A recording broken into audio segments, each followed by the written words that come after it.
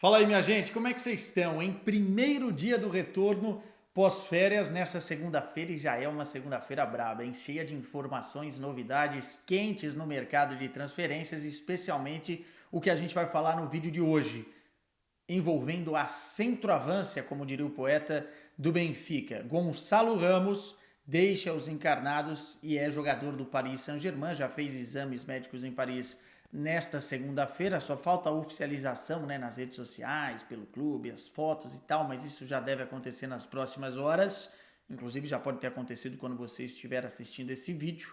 E o Benfica não demorou muito, já foi atrás de outro jogador, segundo Fabrício Romano, que já deu seu famoso Here we go. Arthur Cabral, brasileiro de 25 anos da Fiorentina, é o novo reforço do Benfica, assina um contrato até 2028 e vai substituir Gonçalo Ramos. Nesse vídeo aqui a gente vai falar um pouquinho dos moldes do negócio envolvendo o Gonçalo Ramos, se foi bom ou não para o Benfica. Há uma polêmica muito grande, se ligar a TV aqui em Portugal os caras não falam de outra coisa. Será que o Benfica vendeu barato? Será que o timing foi ruim? Será que o torcedor está satisfeito? Será que os moldes do negócio foram bons? Enfim, tudo isso a gente vai falar nesse vídeo aqui. Falamos um pouco no Gelada com Quesada na última sexta-feira, mas agora com tudo em cima da mesa vai ficar mais fácil. E também vamos falar um pouquinho, obviamente, do novo reforço do Benfica, porque o torcedor benfiquista está curioso. Aliás, por falar no torcedor benfiquista, quero que vocês bombem aqui os comentários, hein? O que vocês acharam da venda do Gonçalo Ramos? Quero ouvir vocês, vou dar minha opinião, mas quero ouvir vocês. E o que vocês acharam também da contratação aí de Arthur Cabral, que ainda não foi oficializada, mas foi cravada, tanto pelo Fabrício Romano quanto o jornal A Bola aqui em Portugal também já confirmaram. Enfim, chega Arthur Cabral para vestir a camisa do Benfica. Peço like, comentários e quem não é inscrito, se inscreve no canal. Vamos fazer esse hat-trick. Seguinte, os moldes do negócio de Gonçalo Ramos, para quem ainda não viu. Um empréstimo com um empréstimo com obrigatoriedade de compra na próxima temporada. E por que o Paris Saint-Germain faz isso? Porque não tem dinheiro? Não, porque quer driblar, como já fez algumas vezes, o fair play financeiro, equilibrar as contas, né? É um negócio que parece um pouquinho o que os caras fizeram com o Kylian Mbappé lá no passado, né? Outros valores, outros moldes, enfim, mas pegam por empréstimo para depois concretizarem e aí jogam as contas para mais para frente. E o Benfica recebe dessa taxa de empréstimo, porque fez questão de receber alguma coisa agora, 20 milhões de euros do valor total. Valor total, 65 milhões de euros, mais 15 milhões em objetivos atingidos. Nós não sabemos quais são esses objetivos. Se a gente pegar a régua da negociação do Darwin Núñez com o Liverpool, foram objetivos teoricamente mais fáceis. Número de jogos feitos, número de gols, enfim, número de participações na Champions. Se for por aí, esses 15 milhões são bem acessíveis. Agora, se tiver lá alguma coisa em relação a título da Liga dos Campeões, aí já muda um pouco essa figura dos 80 milhões de euros do negócio, né? 65 mais 15 milhões. Eu acho, numa escala de muito ruim para espetacular, o negócio ok, regular. E explico por quê. Nesse momento, o mercado no futebol europeu tem uma carência de centroavantes.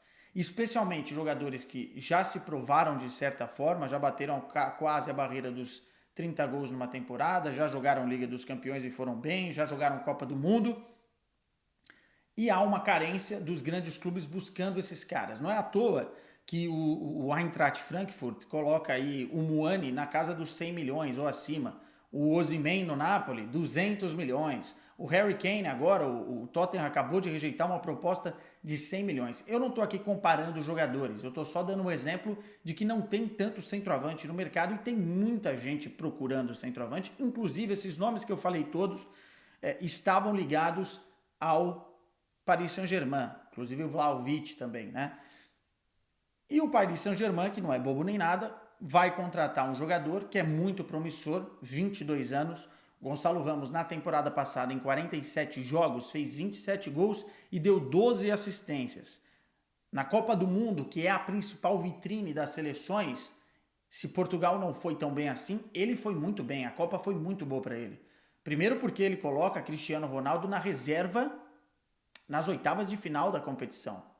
Quem é o cara que colocou o Cristiano Ronaldo na reserva? Gonçalo Ramos.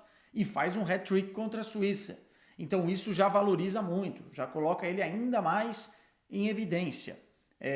E esses pontos todos, na minha visão, fazem com que o Benfica pudesse talvez elevar um pouco a fasquia do pedido, ou negociar mais.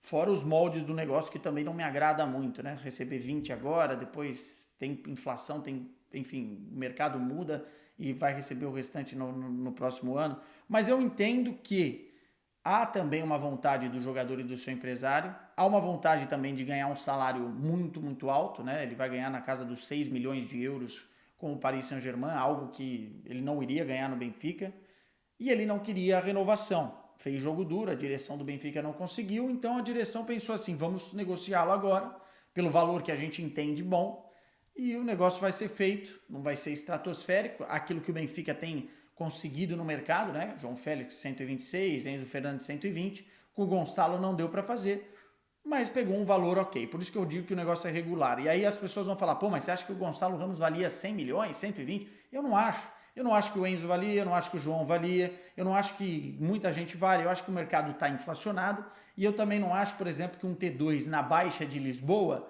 vale 600 mil euros, 700 mil euros, sei lá, ou mais. Mas é o mercado, a gente tem que respeitar e jogar com essa escassez, né? Os caras estão procurando e você tem um produto e tem que elevar o preço. Por isso que eu acho que poderia ter puxado um pouquinho a fasquia mais para cima. Mas assim foi, né? O negócio está concretizado. Olhando para o lado do Paris Saint-Germain e para o próprio Gonçalo Ramos, ele chega num clube muito bagunçado. É abrir uma gaveta cheia de coisa para arrumar.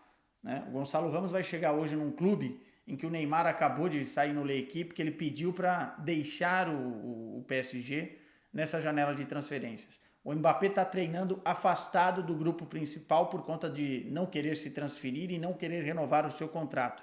O Luiz Henrique está chegando, está contratando um monte de gente para várias posições e é um time que vai demorar a engrenar, né? Você tem o Ugarte chegando, o Skriniar chegando, o Lucas Hernandes, enfim. Não sabe quem vai ficar, não sabe quem vai sair, não sabe o que vai acontecer. Então o Gonçalo Ramos chega nesse ambiente. Não vai ser fácil para ele. E a gente já viu vários jogadores sendo vendidos por um valor muito alto e depois não venderem. Inclusive, estou pegando o Benfica de exemplo, mas por Renato Sanches, João Félix. Então, assim, o cara é promissor, mas de promessa à realidade ele ainda vai ter que se provar. E agora chegou, talvez, o grande momento dele se provar dentro de uma bagunça que é o Paris Saint-Germain. Então, não é garantia que vai dar certo. Mas, dentro da realidade, o Gonçalo Ramos vai, se o Mbappé ficar, se o Neymar ficar, vai conseguir estar mais em evidência e vai ganhar o salário que ele não ganharia em Portugal. Vamos ver as cenas dos próximos capítulos, o que acontece com o Paris Saint-Germain, até para a gente dar um prognóstico. Mas olhando para o jogador que se ficasse o Mbappé, que inclusive pediu muito um centroavante para jogar do lado dele, né? O Mbappé na esquerda, o Neymar mais centralizado no meio, o Gonçalo Ramos de centroavante, poderia ser uma boa. O Asensio também chegou, enfim, poderia ser uma boa. Até porque o Gonçalo Ramos é aquele centroavante que tem faro de gol, né? E consegue fazer muitos gols porque chuta bem de esquerda, chuta bem de direita, cabeceia muito bem, mas não é fixo dentro da área. O mapa de calor dele mostra isso, né? Ele sai bastante para abrir espaço para outros jogadores que gostam também de chegar na área com condição de finalizar, e isso tem toda a cara de Neymar, de Mbappé, enfim. Seria interessante ver se o PSG estivesse organizado, mas nesse momento é uma bagunça. Passando de Gonçalo Ramos para Arthur Cabral, falou-se nesses últimos dias de alguns possíveis substitutos. Jiménez, do Feyenoord, ficou difícil, renovou seu contrato. Lucas Beltrán, do River, ficou difícil porque já estava apalavrado, fechado com a Fiorentina, ao que tudo indicava. O Pedro, do Flamengo, o Flamengo faria um jogo duríssimo para liberá-lo e a direção do Flamengo deixou isso claro. Além de que aqui em Portugal dizia-se que o Roger Schmidt não achava que ele se encaixava no perfil que o clube queria. E aí, do nada, nessa segunda-feira, do nada não, né? Aplausos para o Fabrício Romano mais uma vez. Arthur Cabral, o Benfica se moveu rápido. E isso é importante, porque todo mundo que negociasse com o Benfica nesse momento saberia que o Benfica estava à procura desesperadamente de um centroavante, porque só tem o Musa no plantel, emprestou o Henrique Araújo. e um cara que entregasse gols a um nível europeu, né? E não uma promessa. E foi buscar um cara que já há algum tempo, vem sendo falado no Brasil, vem sendo debatido, inclusive para ter uma oportunidade na seleção brasileira, que é o Arthur Cabral. O ponto é, o Arthur Cabral nunca deu um passo a mais, porque nunca vestiu a camisa de um clube, e eu tô falando de Europa, tá? Porque no Brasil jogou no Palmeiras e não era esse Arthur Cabral, era um jogador ainda em formação, não rendeu tanto lá como rendeu aqui. Mas não vestiu uma camisa aqui no futebol europeu de um clube como o Benfica. Jogou no Basel, que em Portugal fala-se Basileia, e jogou na Fiorentina. Nos dois, ele foi muito bem, em termos de gols, em termos de identificação com a torcida, o carinho do treinador, né? Jogou praticamente 50 jogos nas temporadas que fez aí, eu estou pegando um recorte das últimas 2, 3 temporadas. Nessa última temporada fez na casa dos 17 gols, antes disso tinha feito 19 gols, antes disso na casa dos 20 gols, então é um jogador que nunca entregou 27 gols como o Gonçalo Ramos, mas é um centroavante de origem e é um goleador. Ele tem aquilo que a gente chama de faro de gol, estar na hora certa, no lugar certo, né? Se posiciona muito bem, tem sim aquela característica de um centroavante mais brigador do que o Gonçalo Ramos, sai menos para armar o jogo, cai um pouco mais para a esquerda em determinados momentos, é assim que gosta de jogar. Entretanto, é um centroavante fazedor de gols.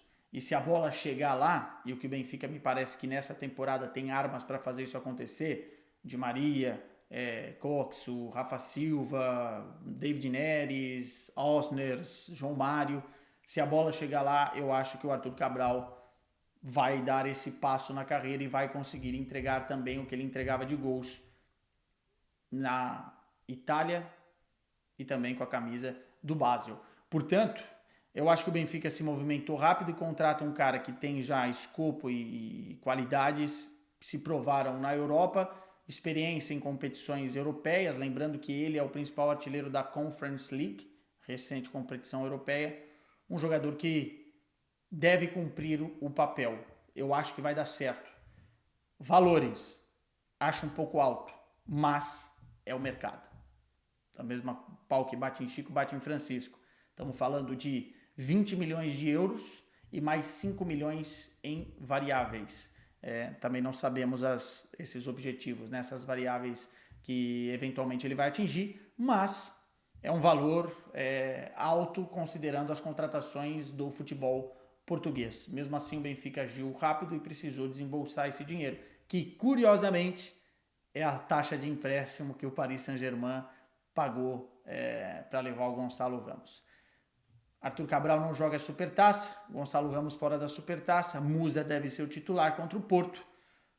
Os negócios estão feitos e eu quero saber os comentários de vocês. Gostaram? Não? Comenta aí. Até o próximo vídeo, porque parece que esse mercado de transferências até o final de agosto não vai dar paz. Tchau.